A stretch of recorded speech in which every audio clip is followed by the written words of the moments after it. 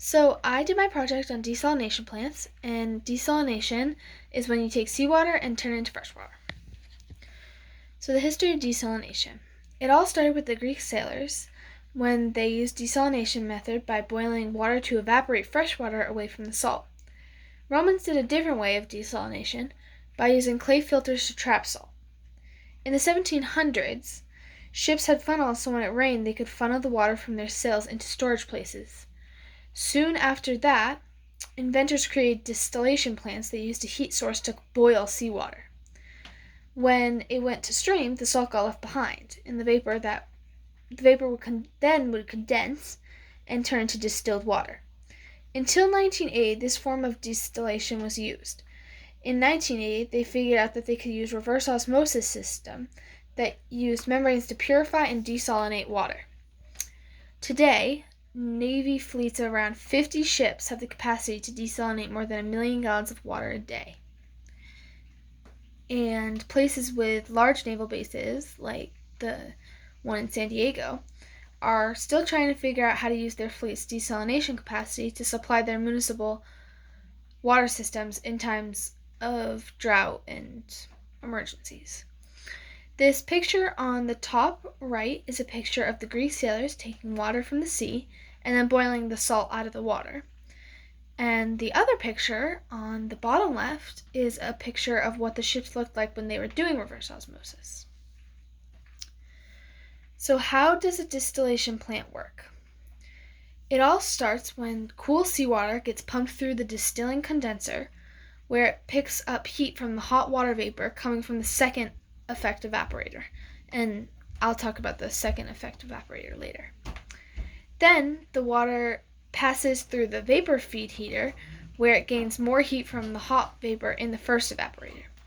By preheating the seawater, it is able to recover some of the heat in the system while using the cool seawater to condense the distilled water vapor from the evaporators. Then the warm seawater brine flows into the bottom of the first effective evaporator, where it was heated to boiling up some auxiliary steam from the ship's boilers. The cooler seawater condensed the auxiliary steam, and the condensate was returned to the boiler feed water system. The hot brine from the first evaporator flowed into the second evaporator, where it gets boiled again by heat in the vapor from the first evaporator. The secondary evaporator was under low pressure than the first evaporator, and so it pulls the brine into the second evaporator, and then the brine that is still there after boiling in the second evaporator is discharged into the sea. So the hot water vapor in the first evaporator goes through the baffles and a vapor separator to the top of the drum.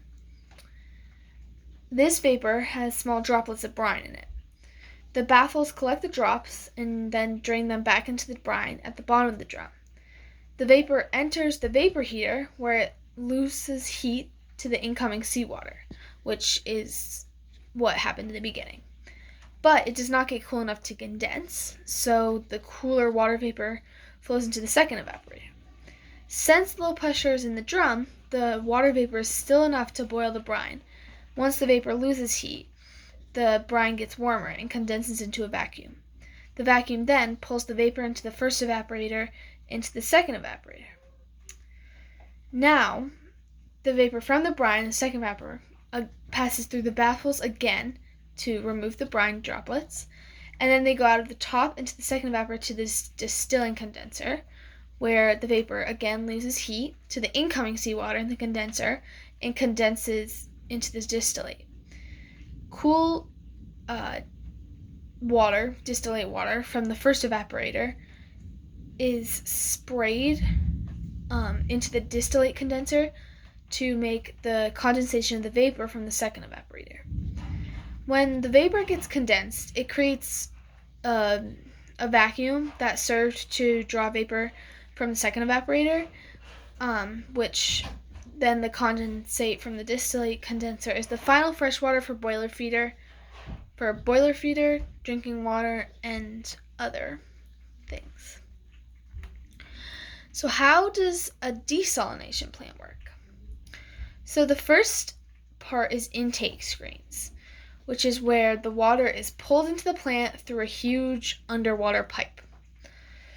Then screening happens, and seawater goes through a two-stage mechanical filtration to remove coarse and fine particles.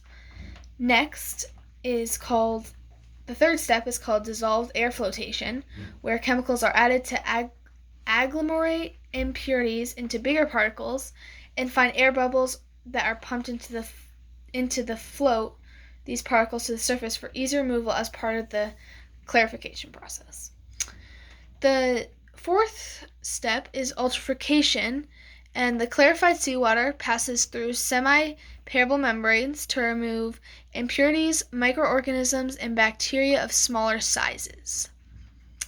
The fifth step is called reverse osmosis unit, where the preheated seawater is pumped at high pressure through these semi-permeable membranes to separate dissolved solids.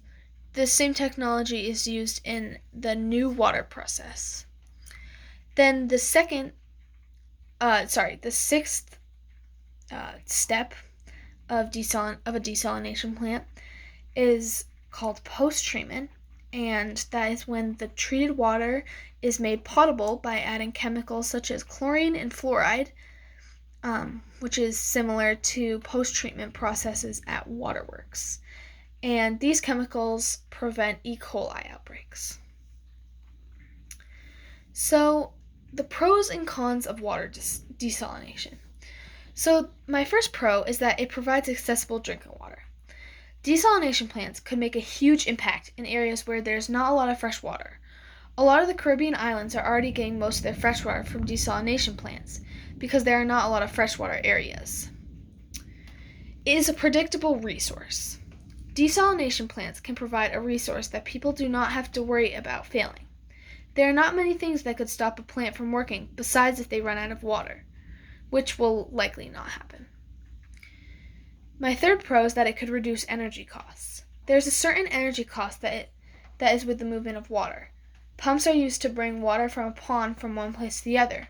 If more desalination plants were built, we could offset the environmental impact of the facility because we are lessening the infrastructure costs for the freshwater movement.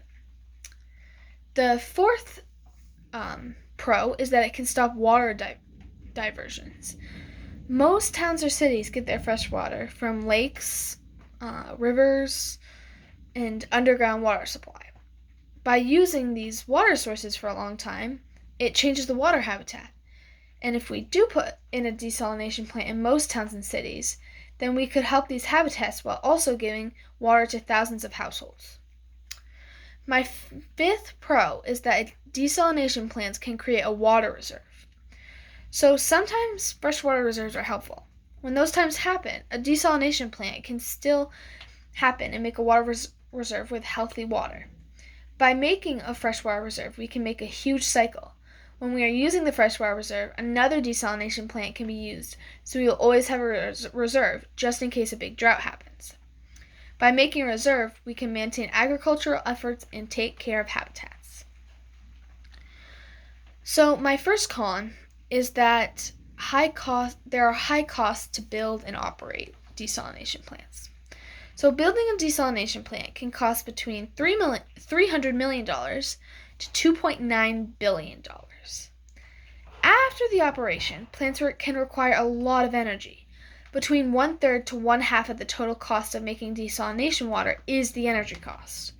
Since energy is a large portion of the cost, it changes the price of energy. And did you know that it is estimated that 1 cent increases in the cost of a kilowatt hour of energy raises the cost of 1 acre-foot of desalinated water by $50? My second con is that it can hurt the environment. When we dispose of the salt that was removed from the water, it is a hard thing to do without hurting the environment. What we are removing from the water is called brine, and it can change the salinity and lower the oxygen in the water where the disposal site is. Doing that, it can stress or kill animals that are not used to the higher levels of salt. Another reason why the desalination process can hurt the environment is that it produces chemicals like chlorine, carbon dioxide, hydrochloric acid, and antisense that can be harmful in high concentrations. My third con is that it takes the minerals out of the water. Desalination takes bad minerals out of the water, such as arsenic, lead, and barium, which is a good thing. But it also takes good minerals, like magnesium, potassium, and calcium, and these minerals are easier to absorb when they are naturally included in the water being consumed. The desalination plants can create pollution. Even though a desalination plant is able to create more freshwater resources, there are disadvantages to the solution. Fossil fuels must be consumed to create filters, screens, and equipment that are required to create a freshwater resource that is healthy enough to drink. Fossil fuels are not good for the atmosphere, so this is a disadvantage. And even though this may be minimal compared to the other industries, it is still happening. My last con is that a lot of energy is needed for the plants. A desalination plant is higher than any other water supply option that is currently available. For example, in Tampa Bay, the cost of desalinated brackish water can be up to $2.60 for every 1,000 gallons of water produced. But desalinated seawater can cost up to $5.80 per 1,000 gallons of water. So you're getting the same amount of water, but desalinated brackish water is much cheaper than desalinated seawater. Alright, so I have another way to desalinate seawater, and it is called a solar still. So how it works is that it normally floats in the middle of the ocean where there's not much human activity, so it's just sucking up seawater. Seawater is sucked up through the bottom of the circle, and the dome lets in the sunlight but traps the heat. It gets very hot in the dome, and the salt water starts to condensate. The evaporated seawater condenses on top of the dome and flows down into the rim. On the bottom of the rim, there's a little tunnel that goes to a little jug that floats on top of the water. That is where the distilled fresh water collects until someone goes to empty it. The picture on the left shows a real dome that is floating in the ocean, and the picture on the right shows a diagram about how a solar still works. Why is desalination important? So, there are over 20,000 plants across the world. So this means that desalination plants are not just in the United States, they are all over the world, and they are helping a lot of countries. Like I said in the second reason, desalination is enabling countries to provide water security for future generations amid growing climate concerns. And it's also important because desalination can provide areas that are lacking water. So in some countries, desalination provides over 90% of their total water supply. And that's a lot. The picture at the bottom is of a desalination plant right next to the ocean. So they're taking water out of the ocean. So that means it's right next to it. And the picture on the top is of a desalination plant on a ship, which is in the middle of the ocean. And here are my citations, and thank you for listening.